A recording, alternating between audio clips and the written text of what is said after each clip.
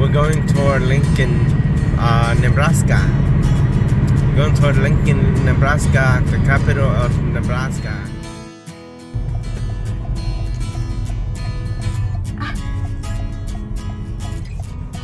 Wait. Đây đâu mà. The executive. Lắm gọi là gì rồi. 예, 다시 나 떴어. 다시 나 떴어. 다시 나 떴어. 나 capital of Nebraska nè. Đó nói do Abraham Lincoln giờ nó nước trẻ nước capital đó. Abraham Lincoln's capital. Rất xa lối rồi Lincoln nữa. Ok. Bây giờ nó ta tạo thực kế nữa. Capital Lincoln nữa đi nè. State capital.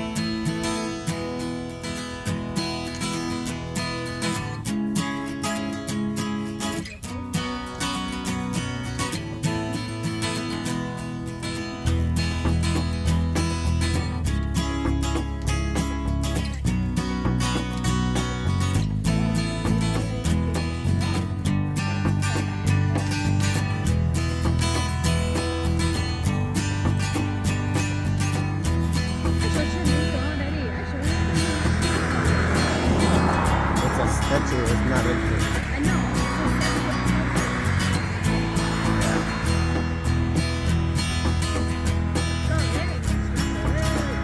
Rất sorry nha. Chưa chặt. Nó một tỏa tốt rồi.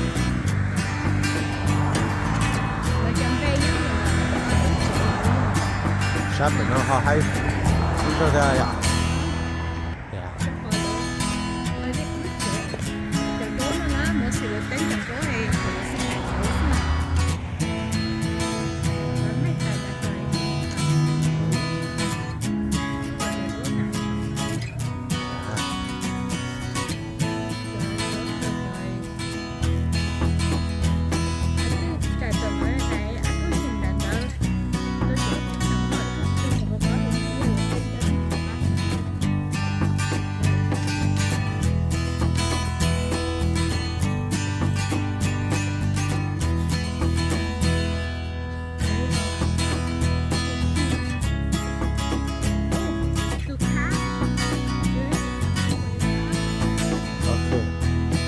Nó sẽ nữa được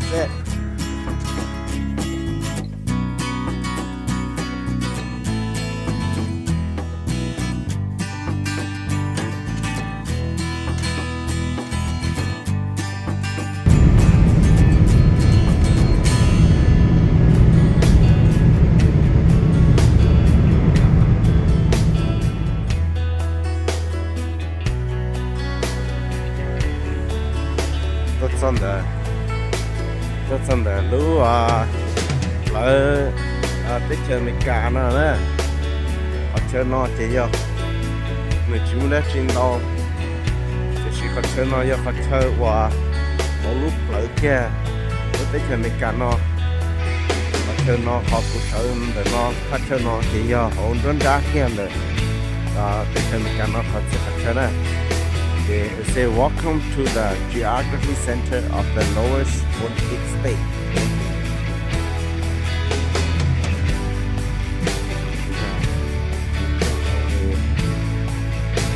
Nó đã biết rằng là tôi là dễ dàng rồi. Cho nên mình chúng ta chung đau thì xin mình giống nó thế này. Tôi nhớ tới chuyện mình nó giờ chủ tôi có cho. Tên nó nè, rồi có phải thì nó tới chìm cả nó lo một cái cha. Cái một thọ tư là những cái tí dạng gồ đi, thế này cho tôi chọn cho nó thì có bay, thọ tư là những cái tí dạng gồ đi. Giờ lên đó là cái lên một khu hạt địa, Center of, nó the United States of America. Ok. Tụi mình chơi ước sau lúc chế nó. trả tua nữa yo lên sự gì cái sau chế mẹ nó sẽ nhớ rồi để nó chỉ muốn đã chỉ nè để nó chỉ cho để uống liệu uống tê thì nó sẽ khó cho nó thì nó vẫn như sai chứ thay kia có to sai hai tiền tức to tốt cho lại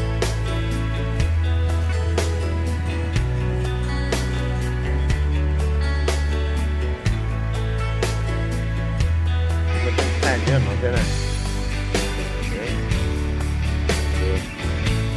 cái chân cả nó mình trong nó thì lấy tu xem bảo thì để nó do center cái gì cho đi nó này đấy để nó tu nhảy chế mấy ai cho nó này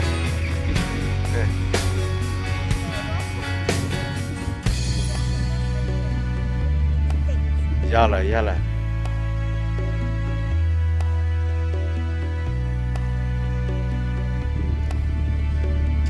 tôi chọn được phát triển nó supposed to be very niceแต่ฉันมันเนี่ยเนาะหมดสมองที่นอนเจนเนี่ยชุดตรงนี้ไอ้เนี่ยเราต้องใช้ให้เป็นตัวสองเช่นเราซื้อมันยอดด่าเป็นสุดเลย supposed to be very nice